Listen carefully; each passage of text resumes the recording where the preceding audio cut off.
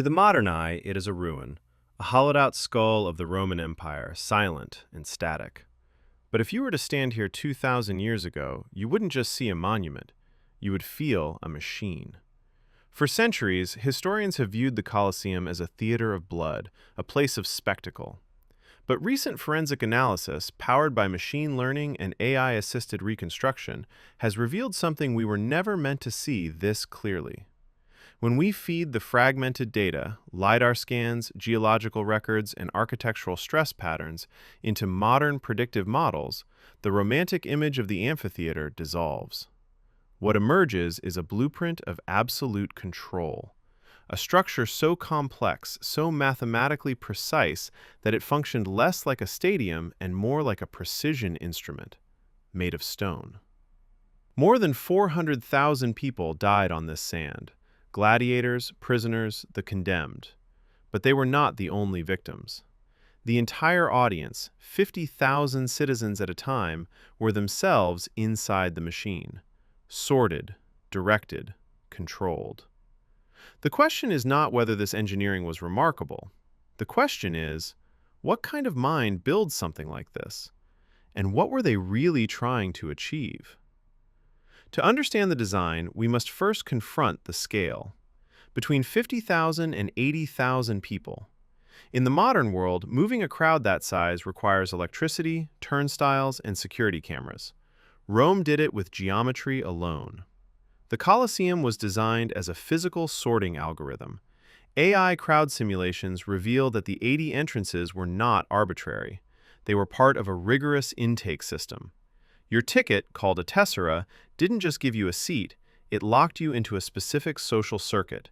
Senators near the blood, the equestrian class above them, common citizens higher still, and the enslaved, the foreigners, the women, pushed to the Vershnia reaches, barely able to see the sand. The architecture physically prevented these groups from mixing, separate stairways, separate corridors. A Roman citizen could attend 100 spectacles and never once cross paths with someone outside his class. It was the social hierarchy of an empire, frozen in stone. And the flow was so efficient that modern stadium architects still study these corridors today. They have not improved upon the design, they have only copied it. But the true engineering marvel wasn't where the people sat. It was what happened beneath their feet and the human cost of making it move. The floor of the arena was an illusion. Beneath the sand lay the hypogeum, a two-story subterranean maze that served as the engine room of the death machine. For decades, this area was a chaotic ruin, its logic lost to rot and looting. We have no surviving blueprints. The Romans left no instruction manuals. The engineers who designed it are nameless. The workers who operated it are ghosts. But they left traces. By analyzing the wear patterns on the remaining stone channels, the grooves worn smooth by decades of friction, AI models have begun to reverse engineer the mechanism.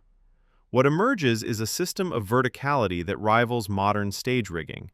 60 capstans, dozens of trapdoors, a network of counterweights and pulleys capable of lifting wild animals, elaborate scenery, and armed fighters from the dark into the blinding sun, instantly, on cue.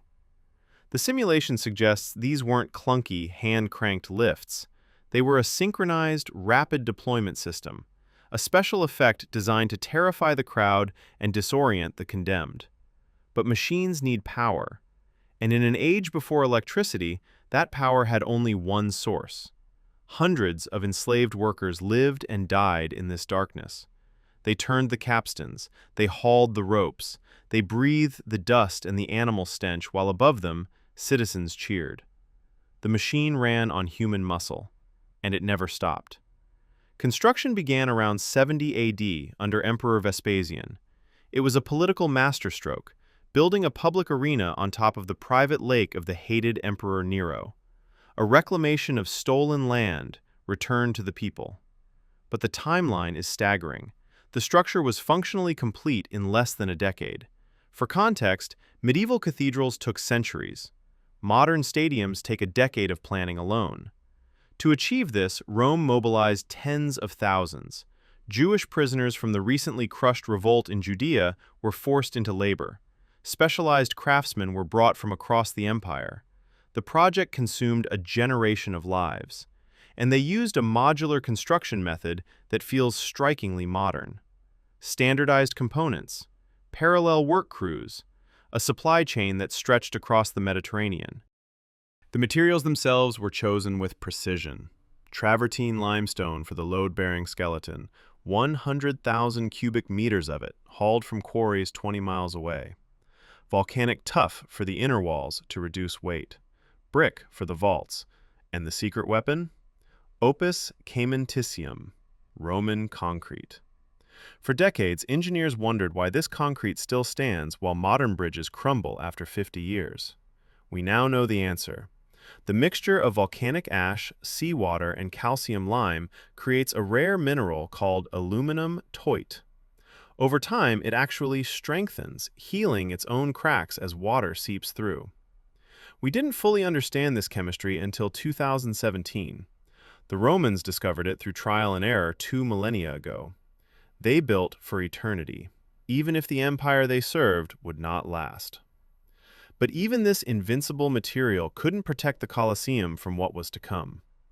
Of all the records surrounding the Colosseum, one set of accounts has long been dismissed as exaggeration: the naumachia, naval battles. Ancient historians, Cassius Dio, Suetonius, Martial, describe the arena flooding with water. They speak of warships engaging in combat where the sand should be, not models, vessels large enough to carry armed crews. Sea battles in the heart of Rome. For years, modern engineers called this impossible. The sheer weight of the water would crush the foundations. The drainage alone would take days. Surely this was propaganda, Roman myth-making. But the digital reconstruction of the monument's earliest years tells a different story. Before the complex masonry of the hypogeum was installed, in the first years after the Colosseum opened, the arena floor was different. It was a deep, sealed basin. AI hydraulic modeling suggests that by diverting the nearby Aqua Claudia aqueduct, the Romans could indeed flood the arena. Not fully, but to a depth of roughly 5 feet. Enough to float flat-bottomed ships. Enough to stage a spectacle unlike anything the world had seen.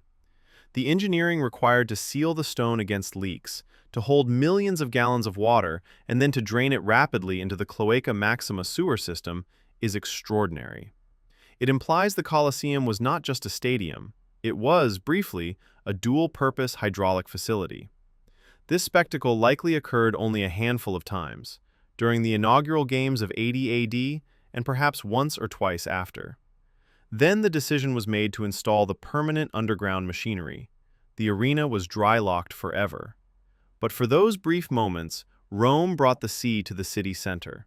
A demonstration that the empire controlled not just the land, not just the people, but the elements themselves. The machine ran for over 4 centuries. Then, slowly, it stopped.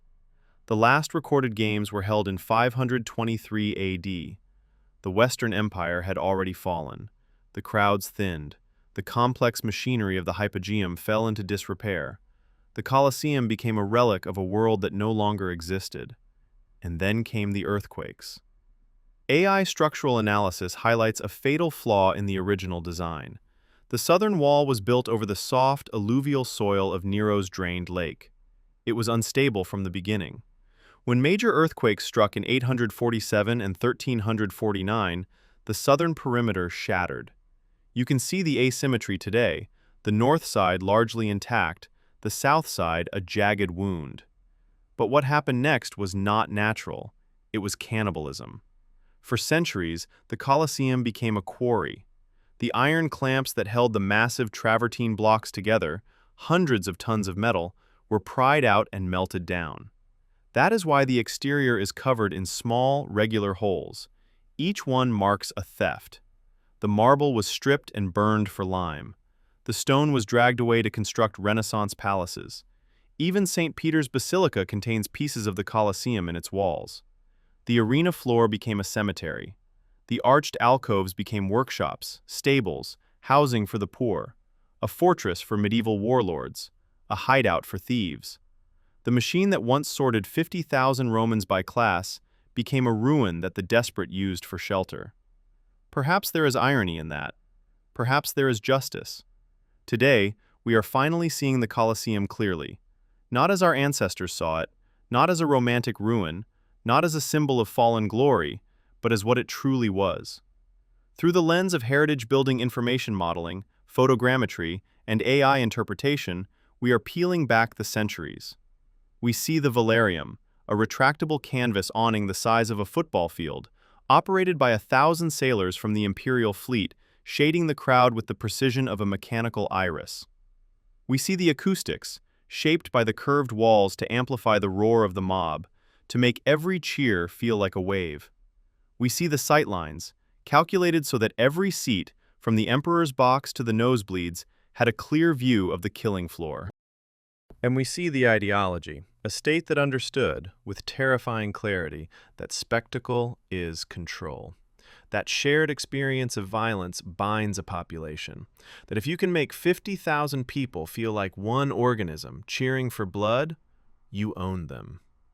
The Colosseum is more than a monument to the past. It is a mirror. It reflects a civilization at the peak of its power, obsessed with scale, efficiency, and dominance. And it asks a question we should find uncomfortable. We still build stadiums. We still gather in crowds of 80,000, watching bodies compete, suffering for our entertainment.